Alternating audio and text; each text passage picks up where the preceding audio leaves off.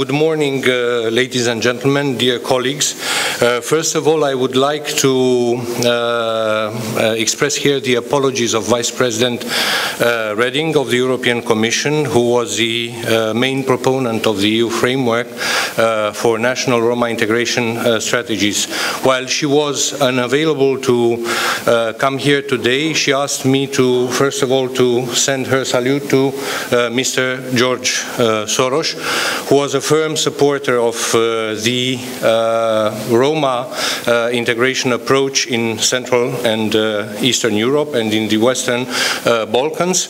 And he has proven not just a handy operator on the financial markets and on the markets of ideas, but also a strong supporter of open society and of modern economic and social development in the new member states. So we thank him for this involvement and for his attachment to these ideas for more than 2 decades.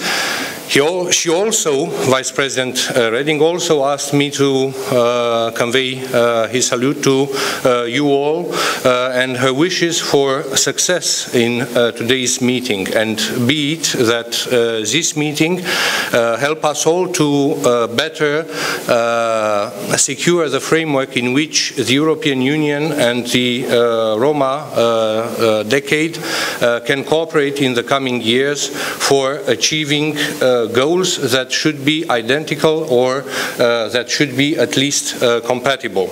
And I think this is an important topic for discussion this morning, because on the one hand, the Roma integration is not just a EU challenge, it's a European challenge. It's a challenge that is faced by both EU member states and by candidate and potential candidate countries, and even beyond potential candidate countries.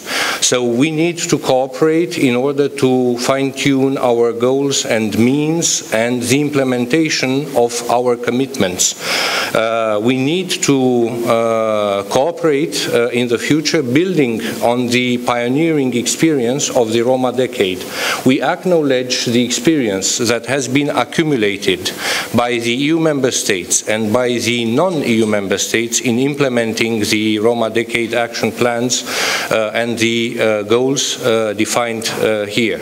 It has been a valuable experience, and it has brought a lot of changes in all these member states. This is why, for the future, certainly the European Union, and in particular the European Commission, cannot but support maintaining the functioning of the Roma decade. The fact that at last the European Commission and the EU at large have acknowledged the importance of the problem of Roma integration by adopting this spring the communication on the EU framework, which has been politically validated in May by the Employment and Social Affairs Council of the European Union, and recently, at the end of last week, at the top political level by the heads of state and government, represents a moment of full awareness from the European Union. But the history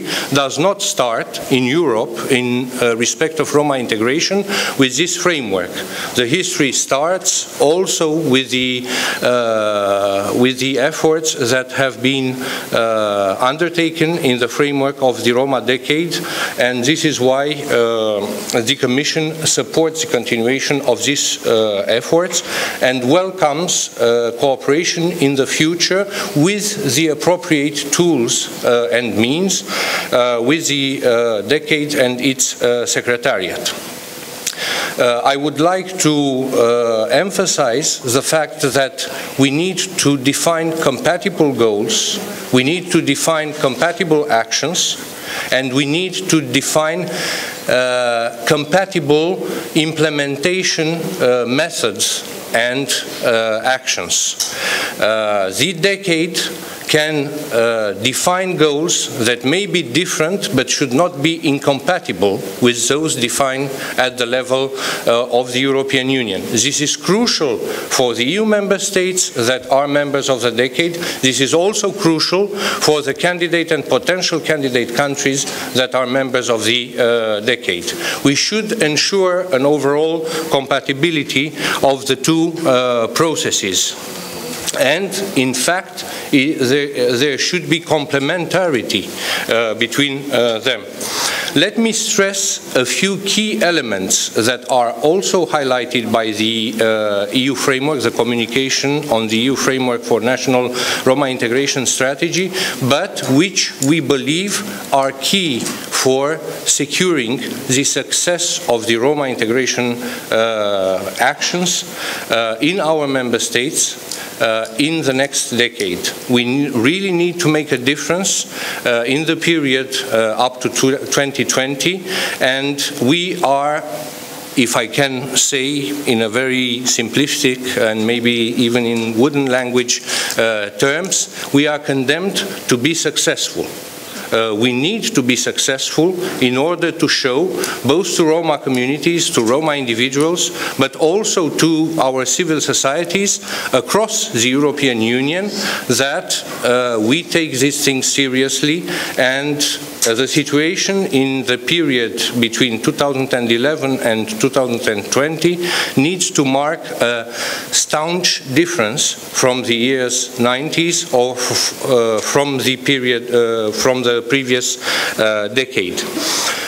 What are the key elements in our vision for making a success of both the efforts under the EU framework and in the Roma decade? First of all, defining ambitious but achievable goals by the member states for the 4 areas that are at the heart of the EU framework and that I understand are key also for the Roma decade: education, housing, employment, and healthcare. And I cannot but re-emphasize here an important element that was highlighted here by Mrs. Samuel: the need, at least for the EU member states, to secure the coherence with the EU 2020 goals and means. Member states should make commitments in respect of Roma integration that are compatible with the overall framework of the Europe 2020 strategy. And of course, we invite also the non-EU member states to have a similar thinking, although of course they are not yet, most probably, members of the Europe 2020 process. Secondly, a comprehensive approach is asked from all participants, all the member states participant in this process. A comprehensive approach that takes into account the fact that progress under one component of the integration strategies or policies is not possible in an isolated way. There should be a global vision about economic and social development, and a global vision about the place of Roma integration in the overall strategy for national economic and social development. There are mutually supporting energies that develop in all these areas. This is why comprehensive and global vision are prerequisites. The third element is the allocation of appropriate resources. And here I think we talk about one of the less favorable developments that took place in the framework of the Roma decade, and that we fear at the level of the European Union as well, because we also had some less happy experiences in the past with a number of commitments of our member states. The allocation of the appropriate resources gives a measure of realism of the goals and targets that are defined by the national integration strategies. If resources are not allocated allocated, if promises are disproportionate to what can be achieved by realistic financial means, this means that the policies of integration are condemned to fail or not to be as successful. This means also that there will be frustration generated at the level of the public opinion, of the Roma NGOs, of the civil society at large. So we strongly emphasize the need for our EU member states, but also for the non-EU member states that are members of the decade, to allocate resources, to put money under their commitments. The fourth element is the good governance, an expression which is very general, but which tries to draw inspiration, in fact, from the experience of the Roma decade. The definition of the national policies and strategies, the implementation of these policies and strategies, and the monitoring of the effectiveness of the implementation should be done by national governments, not confined in their offices in the capital.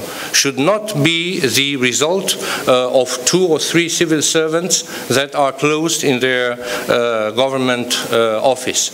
It should be the result, these should be the result of cooperation between national governments with the heavy involvement of regional and local authorities, because in fact, ultimately, it is the local authorities and their commitment which make sure that the integration strategies are successful, produce the result that is needed for communities and by individuals. And the fifth element, and the last one, a strong monitoring. We here also try to build on the experience of the Roma decade and to try to define for the implementation of the EU framework monitoring mechanism that builds on the cooperation and involvement of public authorities in the member states, but also on the involvement of NGOs in the member states, and in particular the Roma NGOs, but not only them. We need to take into consideration the input from the civil society organization, because they will provide the other face of the coin, the other face of the reality. It will be ultimately a reality check for the success of Roma integration policies. Ladies and gentlemen, if I still have 2 minutes, I don't know, I would like also to brief you about a few key moments, 3-4 key moments that we have in mind for the next at least 6 months in the European Commission. At the end of the month of June, on the 30th of June, we will meet exactly the Roma non-governmental organizations in order to see with them how we can develop a realistic and effective monitoring system, to listen their views also about the implementation of the EU framework.